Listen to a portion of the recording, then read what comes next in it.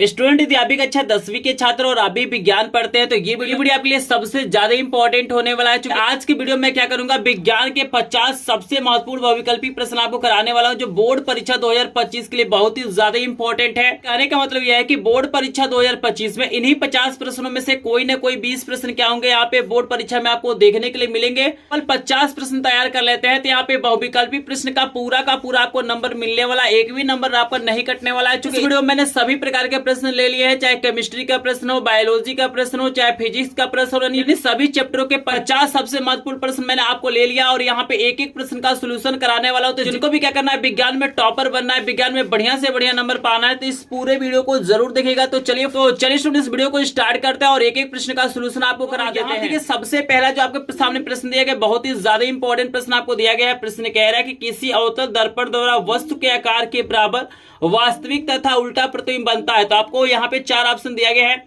Focus पर दिया गया है, फोकस तथा वक्रता केंद्र के बीच दिया गया है, वक्रता केंद्र पर दिया गया है, वक्रता केंद्र के आगे दिया गया है। यहाँ पे आप देख सकते हैं 4 ऑप्शन आपको दिया गया है। ये प्रश्न बहुत ही ज्यादा इंपॉर्टेंट है, लेकिन आपको बता दूं कि वस्तु के आकार के बराबर वास्तविक और उल्टे प्रतिबिंब की बात करें तो जब हम वस्तु को क्या करते हैं, वक्रता केंद्र पे रखते हैं तो हमारा क्या होता है, ऐसा प्रतिबिंब प्राप्त होता है। तो यहाँ पे गो वाला ऑप्शन बिल्कुल करेक्ट हो जाएगा। आई होप आपको समझ में आ रहा होगा।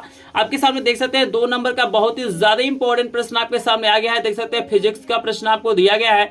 यहाँ पे प्रश्न कह रहा है भैया एक अवतल लेंस की फोकस दूरी 5 मीटर है, तो इसकी क्षमता आपको बताना है। तो यहाँ पे सिंपल एक फार्मूला आपको याद रखना चाहिए कि P बराबर जो फार्मूला होता है 1/f होता है। अगर फोकस दूरी मीटर में तो 1/f होगा, अगर फोकस दूरी सेंटीमीटर में है तो यहाँ पे 100/f होगा। यहाँ पे सिंपली आप भरेंगे 1/f की वैल्यू आपको दिया गया है 5 मीटर। लेकिन यहाँ पे आपको याद रखना है जो लेंस आपका है ना वो अवतल है, और अवतल लेंस की जो फोकस दूरी होती है वो ऋणात्मक होती है। तो यहाँ पे हम क्या करेंगे, माइनस लगा देंगे और इसको डिवाइड करेंगे तो सिंपली आपको -0.2 यहाँ पे हो जाएगा। और लेंस की क्षमता का जो मात्रक होता है डायोप्टर होता है, ये आपको याद रखना है। और यहाँ पे करेक्ट आंसर यहाँ पे ख वाला हो जाएगा। आई होप आपको दूसरा प्रश्न भी समझ में आ रहा होगा। तीसरा प्रश्न देखिए बहुत ही शानदार, बहुत ही लाजवाब आपके सामने दिया गया है। प्रश्न दिया गया है कि भैया स्वस्थ नेत्र का निकट बिंदु कितना होता है। 4 ऑप्शन आपको दिया गया है।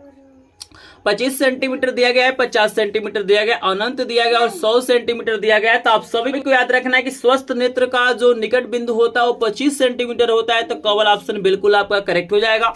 आपके सामने नेक्स्ट प्रश्न बहुत ज्यादा इंपॉर्टेंट दिया गया है। ये प्रश्न आपको दिया गया है कि भारत में प्रत्यावर्ती धारा करंट होता है, आपूर्ति की जो आवृत्ति होती है वो कितना होती है, फ्रीक्वेंसी कितना होती है। यहाँ पे 4 ऑप्शन आपको दिया गया, लेकिन याद रखना है कि भारत में जो प्रत्यावर्ती धारा होता है उसकी जो आवृत्ति होती है 50 हर्ट्ज होती है। यहाँ पे खबर ऑप्शन बिल्कुल करेक्ट हो जाएगा। सारे विद्युत उपकरणों पे देखे होंगे वहां पे 50 हर्ट्ज लिखा रहता है, आप लोग देख सकते हैं। और यहाँ पे 5 नंबर का प्रश्न भाई बहुत ही ज्यादा इंपॉर्टेंट है। बोर्ड परीक्षा 2025 के लिए प्रश्न आपसे पूछा गया है कि विद्युत शक्ति की इकाई है, यानी विद्युत शक्ति का इकाई क्या होता है। तो चलिए पेपर के पेज को हम लोग पलटते हैं और चलते हैं ऑप्शन पे। हम देखिए आपको 4 ऑप्शन दिया गया है। पहला ओम है, दूसरा आपको वोल्ट दिया गया है, तीसरा वाट है और चौथा एम्पियर है। आपसे पूछा गया कि विद्युत शक्ति का मात्रक क्या होता है। आपको बता दूं कि विद्युत शक्ति का मात्रक वाट होता है। तो गूगल ऑप्शन बिल्कुल करेक्ट हो जाएगा।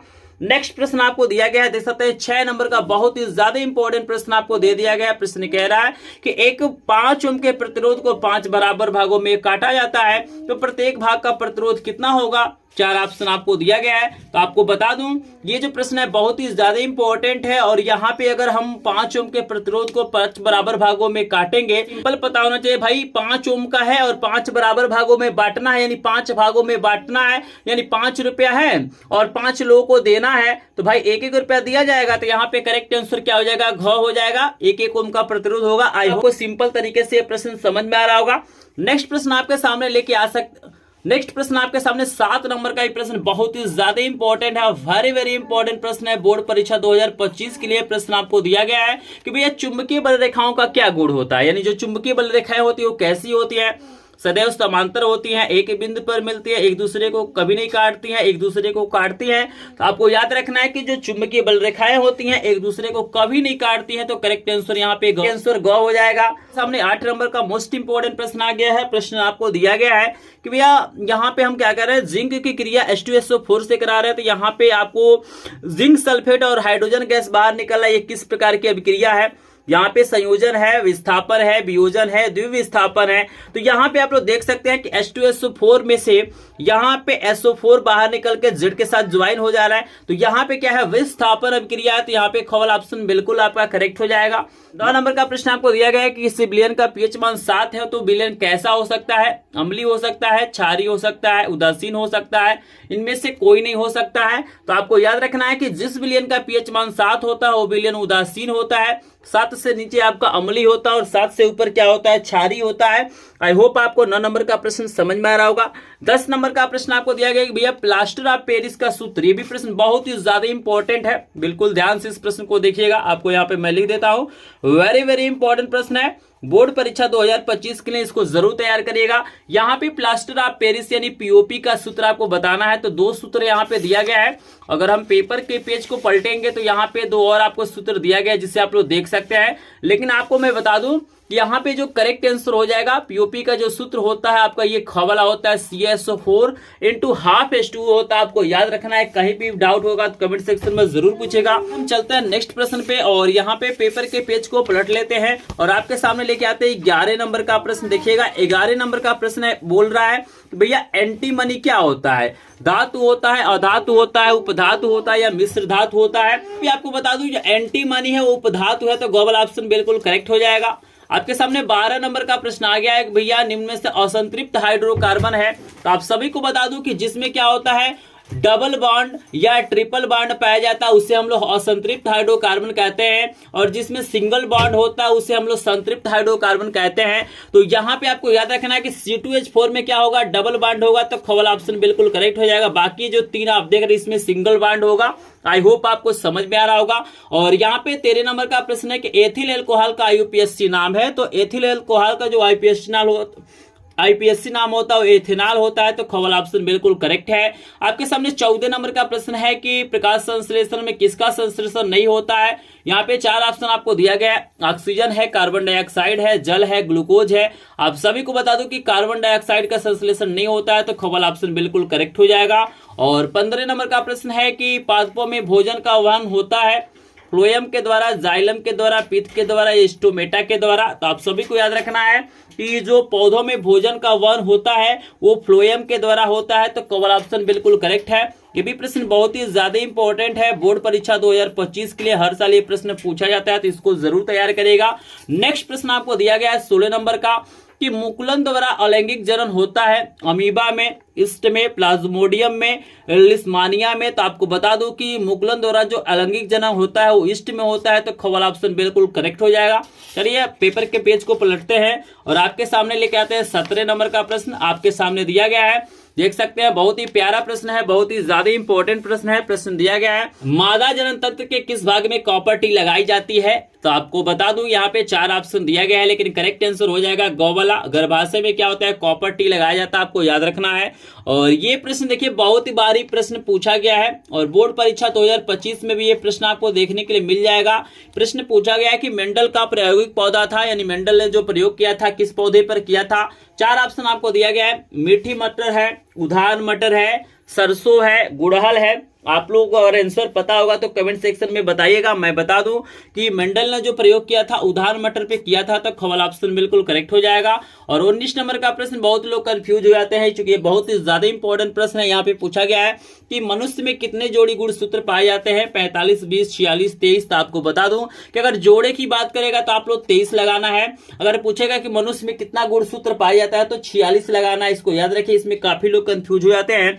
और 20 नंबर का प्रश्न है कि एक आहार श्रृंखला में तीसरे पोषीय स्तर पर हमेशा कौन होता है? मांसाहारी प्राणी होता है, शाकाहारी प्राणी होता है, अपघटक होता है या उत्पादक होता है? तो यहाँ पे 4 ऑप्शन आपको दिया गया है, लेकिन बता दूं कि करेक्ट आंसर जहां तक हमको लग रहा है क वाला हो जाएगा। अगर इस प्रश्न में कोई भी डाउट होगा तो आप लोग कमेंट सेक्शन में जरूर पूछेगा। अगला प्रश्न 21 नंबर का देखिएगा, ये भी बहुत शानदार प्रश्न है। प्रश्न कह रहा है कि लेंस की क्षमता का मात्रक क्या होता है? मीटर होता है, प्रति मीटर होता है, मीटर प्रति सेकंड होता है या इनमें से कोई नहीं? तो आप सभी को पता है कि P बराबर फार्मूला होता है 1/F होता है और यहाँ पे 1/F का मात्रक मीटर होता है। तो 1/ मीटर का मतलब हो जाएगा प्रति मीटर हो जाएगा। इसी को हम लोग डायप्टर कहते हैं, यानी प्रति मीटर का ही नाम क्या है? डायप्टर है। तो यहाँ पे करेक्ट आंसर जो हो जाएगा लेंस की क्षमता का प्रति मीटर हो जाएगा। तो ख वाला ऑप्शन बिल्कुल करेक्ट हो जाएगा। आपके सामने 22 नंबर का प्रश्न आ गया है कि भाई अवतल लेंस किसी वस्तु का प्रतिबिंब बनाता है, कैसा बनाता है। यहाँ पे 3 ऑप्शन दिया गया है। अगर हम पेपर के पेज को पलटेंगे तो यहाँ पे आपको एक और ऑप्शन नजर आ रहा होगा। तो आपको बता दूं कि जो 22 नंबर का प्रश्न है बहुत ही ज्यादा इंपॉर्टेंट है। अगर हम इसके आंसर की बात करूं तो इसका जो करेक्ट आंसर हो जाएगा ख वाला हो जाएगा। अवतल लेंस के जो प्रतिबिंब बनाता है वो सीधा, आभासी, छोटा बनाता है, आपको याद रखना है। कहीं डाउट होगा तो कमेंट सेक्शन में जरूर पूछेगा। हम आपको लेकर चलते हैं 23 नंबर प्रश्न पे, क्योंकि 23 नंबर प्रश्न भी काफी इंपॉर्टेंट है। और यहाँ पे आपको लेंस की फोकस दूरी दिया गया है, लेंस की क्षमता पूछ रहा है। पे देखिएगा आपको फोकस दूरी प्लस में दिया गया है, तो यहाँ पे जो क्षमता होगा वो भी प्लस में होगा और ये सेंटीमीटर में है। तो P बराबर फार्मूला हो जाएगा 100 बटा यहाँ पे हो जाएगा आपका F हो, और F की वैल्यू आपको दिया गया 20, 20 से 100 में भाग करेंगे, 20 25 100 होता है, प्लस में यहाँ पे हो जाएगा। तो कॉल ऑप्शन बिल्कुल करेक्ट हो जाएगा। फिर हम चलते हैं 24 नंबर प्रश्न पे, और यहाँ पे बोल रहा है कि भाई मानव नेत्र में जिस भाग पर वस्तु का प्रतिबिंब बनता है वो क्या कहलाता है। कॉर्निया कहलाता है, परितारिका कहलाता है, पुतली कहलाता है, दृष्टि पटल कहलाता है। तो आपको बता दूं कि जिस भाग पे मतलब प्रतिबिंब बनता है उसे हम लोग दृष्टि पटल यानी रेटिना कहते हैं। तो घ वाला ऑप्शन बिल्कुल करेक्ट हो जाएगा। और 25 नंबर का प्रश्न है भैया प्रतिरोध का मात्रक बताना है। यहाँ पे 4 ऑप्शन आपको दिया गया है। आपको बता दूं कि फार्मूला होता है, यहाँ पे मैं थोड़ा सा कलम का यूज कर लेता हूं क्योंकि ये जो स्केच मेरा है वो थोड़ा सा मोटा चल रहा है। यहाँ पे आपको बता दूं कि R बराबर फार्मूला होता है V बटा आपका होता है I। आप सभी जानते हैं कि R बराबर क्या होता है V बटा I ओम के नियम से। तो यहाँ पे अगर V की बात करें तो V का मात्रक जो हमारा होता है वोल्ट होता है, और I का मात्रक हमारा क्या होता है यहाँ पे एम्पियर होता है। तो आपको बता दूं कि वोल्ट प्रति एम्पियर का ही नाम हमारा ओम होता है, आपको याद रखना है। प्रतिरोध का मात्रक क्या होता है, ओम होता है ना। तो ओम किससे बना है, वोल्ट प्रति एम्पियर को ही हम लोग क्या बोलते हैं, ओम बोलते हैं। तो यहाँ पे देखिए ओम आपको नहीं दिया गया है, तो वोल्ट प्रति एम्पियर यानी कॉवल ऑप्शन आपका करेक्ट हो जाएगा। कहीं भी कंफ्यूजन होगा तो कमेंट सेक्शन में पूछेगा। फिर से 26 नंबर का प्रश्न है कि चुंबकीय बल रेखाएं क्या होती हैं। तो चुंबकीय बल रेखाएं एक दूसरे को कभी नहीं काटती हैं, तो कॉवल ऑप्शन बिल्कुल करेक्ट हो जाएगा। और यहाँ पे देखिए 27 नंबर का प्रश्न बहुत ही ज्यादा इंपॉर्टेंट है। कह रहा है कि 3 ओम के 3 प्रतिरोधों को समांतर क्रम में जोड़ा गया है, तो इनका तुल्य प्रतिरोध कितना होगा। तो यहाँ पे ध्यान से देखिएगा आपके सामने जो फार्मूला होता है 1 बटा R बराबर फार्मूला होता है 1 बटा R1 प्लस 1 बटा R2 प्लस 1 बटा क्या होता है R3 होता है। तो हमारे पास जो प्रतिरोध है ना वो 3-3 ओम का है, 3 बार जोड़ा गया है। तो यहाँ पे हम लिख लेते हैं 1 बटा 3, और सिंपली इसको सॉल्व करेंगे तो ऊपर वाला जुड़ जाएगा 3 बटा 3 हो जाएगा, और एक कट के 1 हो जाएगा, यानी R की जो वैल्यू यहाँ पे है 1 ओम हो जाएगा। इसका जो आंसर हो जाएगा ना वो 1 ओम हो जाएगा। आई होप आपको समझ में आ रहा होगा। तो 3 ओम है, 9 ओम है, और पेपर को पेज को हम पलटेंगे तो यहाँ पे 1 ओम और 5 ओम है। लेकिन आपको बता दूं कि करेक्ट आंसर हमारा हो जाएगा 1 ओम। वाला ऑप्शन बिल्कुल करेक्ट हो जाएगा। नंबर का प्रश्न देखिए, ये भी बहुत ही शानदार प्रश्न है। यहाँ पे एक इक्वेशन दिया गया है, इस इक्वेशन के आधार पे बताना है कि कैसा समीकरण है, विस्थापन हो कैसा अभिक्रिया इसमें होगा, वियोजन होगा, संयोजन होगा, द्वितीय विस्थापन, विस्थापन होगा। तो यहाँ पे भी क्या है, विस्थापन अभिक्रिया है। तो घ ऑप्शन बिल्कुल करेक्ट हो जाएगा। और 29 नंबर का प्रश्न भाई, इसको कोई भी बोर्ड परीक्षा में आने से नहीं रोक सकता है, क्योंकि 100% बोर्ड परीक्षा में पूछा जाता है प्रश्न कि शुद्ध जल का पीएच मान कितना होता है। तो आपको बता दो कि शुद्ध जल जो होता है उदासीन होता है, और उदासीन विलयन का पीएच मान 7 होता है। तो करेक्ट आंसर ख हो जाएगा। और यहाँ पे 30 नंबर का प्रश्न है कि एनटीपी पर अधातु जो द्रव अवस्था में पाई जाती है। तो आपको बता दूं कि वो क्या है, ब्रोमीन है। ब्रोमीन एक प्रकार का अधातु है और ये हमेशा द्रव अवस्था में पाया जाता है। उसी प्रकार जो पारा होता है वो धातु होता है जो द्रव अवस्था में पाया जाता है। मतलब यहाँ पे हमसे अधातु पूछा है तो ब्रोमीन पे टिक करेंगे, और धातु पूछेगा तो पारा पे लगाएंगे, मरकरी जिसको कहते हैं। और यहाँ पे देखिए 31 नंबर का प्रश्न है कि एल्काइन है, आपको बताना है इसमें एल्काइन का सूत्र कौन सा होगा। तो ये प्रश्न भी बहुत ही ज्यादा इंपॉर्टेंट है। आंसर आपका खबल हो जाएगा C3H6 हो जाएगा आपका करेक्ट आंसर। आई होप आपको समझ में आ रहा होगा। अगर कहीं डाउट होगा तो कमेंट सेक्शन में जरूर पूछेगा। आपके सामने 32 नंबर का प्रश्न है कि एल्केन का समान सूत्र है। ये भी प्रश्न लगातार बोर्ड परीक्षाओं में पूछा जाता है। तो आपको बता दूं कि एल्केन का जो समान सूत्र होता है CnH2n+2 होता है। तो खवल ऑप्शन बिल्कुल करेक्ट हो जाएगा। आपको इस नंबर का प्रश्न है कि निम्नलिखित में से कौन परपोषी नहीं है। तो आपको बता दूं कि यहाँ पे जो मनी प्लांट है वो परपोषी नहीं है। तो 33 नंबर का जो करेक्ट आंसर हो जाएगा घवला हो जाएगा। पेपर के पेज को पलटते हैं और चलते हैं 34 नंबर प्रश्न पे। और यहाँ पे बता दो कि ये 50 प्रश्न बहुत ही ज्यादा इंपॉर्टेंट, इनको तैयार करके ही बोर्ड परीक्षा में आप लोग जाइए। आप देखिए आपके सामने 34 नंबर का प्रश्न आ गया है। 34 नंबर का प्रश्न है कि पादपों में जल का परिवहन के लिए होता है, मतलब पादपों में जल का परिवहन किसके द्वारा होता है। 4 ऑप्शन आपको दिया गया। आपको बता दूं कि जल का जो परिवहन होता है जाइलम के द्वारा होता है, तो खवल ऑप्शन बिल्कुल करेक्ट हो जाएगा। 35 नंबर का प्रश्न है कि दो तंत्रिका कोशिका के मध्य खाली स्थान को क्या कहते हैं, तो आपको बता दूं कुछ सिनेप्स कहते हैं, तो करेक्ट आंसर यहाँ पे खवला हो जाएगा।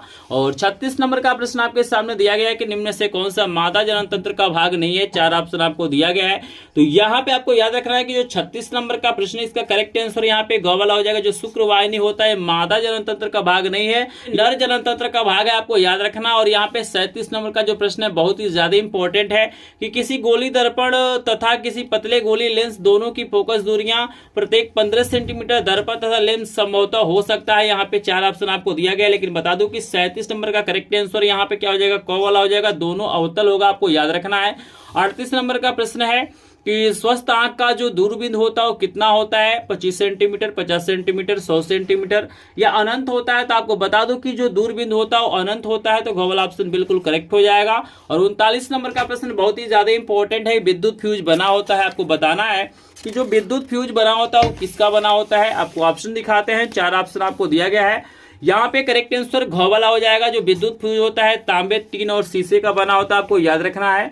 और 40 नंबर का प्रश्न है कि लौह पर तनु हाइड्रोक्लोरिक अम्ल डालने से क्या होता है। 4 ऑप्शन आपको दिया गया है। तो आपको बता दूं कि जब भी हम लोग क्या करते हैं, किसी धातु पे हम लोग क्या करते हैं ना, हाइड्रोक्लोरिक अम्ल डालते हैं, तो वहां पे जो क्रिया होती है वो बहुत ही ज्यादा इंपॉर्टेंट होती है। और ये प्रश्न बोर्ड परीक्षा में पूछा जाता है। यहाँ पे हाइड्रोजन गैस निकलता है और आयरन क्लोराइड बनता है, तो क वाला ऑप्शन बिल्कुल करेक्ट हो जाएगा। 41 नंबर का प्रश्न है, ये लगातार बोर्ड परीक्षाओं में प्रश्न पूछा गया, इसको जरूर तैयार करिएगा कि अधातु है।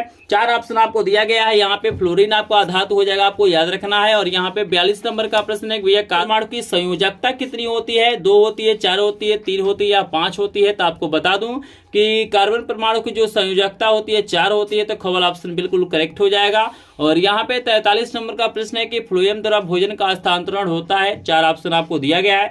करेक्ट आंसर यहाँ पे कवला हो जाएगा, सुक्रोज के रूप में होता है, तो यहाँ पे करेक्ट आंसर कवला हो जाएगा। और 44 नंबर का प्रश्न है कि मनुष्य में वृक्क एक तंत्र का भाग है जो संबंधित है, यानी वृक्क जो होता है वो किससे संबंधित होता है, पोषण से, श्वसन से, उत्सर्जन से या परिवहन से। तो 4 ऑप्शन में जो करेक्ट आंसर हो जाएगा, जो वृक्क का संबंध होता है उत्सर्जन से होता है, तो गौर ऑप्शन बिल्कुल करेक्ट हो जाएगा। पेपर के पेज को हम लोग पलटते हैं, चलते हैं 45 नंबर के प्रश्न पे। और यहाँ पे कह रहा है तो ये दो तंत्रिका कोशिका के मध्य खाली स्थान को क्या कहते हैं, तो यह सिनेप्स है। ये प्रश्न रिपीट हो गया है, इसको याद रखिएगा।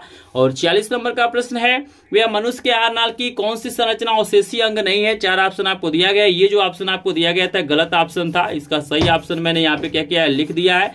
यहाँ पे जो करेक्ट आंसर हो जाएगा खवला हो जाएगा, अपेंडिक्स हो जाएगा, आपको याद रखना है। और 47 नंबर का प्रश्न है कि विद्युत शक्ति का मात्रक होता है, तो वाट होता है, खवल ऑप्शन बिल्कुल करेक्ट हो जाएगा। 48 नंबर का प्रश्न लगातार बोर्ड परीक्षा में पूछा जाता है कि एक अश्वशक्ति में कितना वाट होता है, तो आपको बता दूं कि एक अश्वशक्ति में क्या होता है, 746 वाट होता है, तो गौल ऑप्शन बिल्कुल करेक्ट हो जाएगा।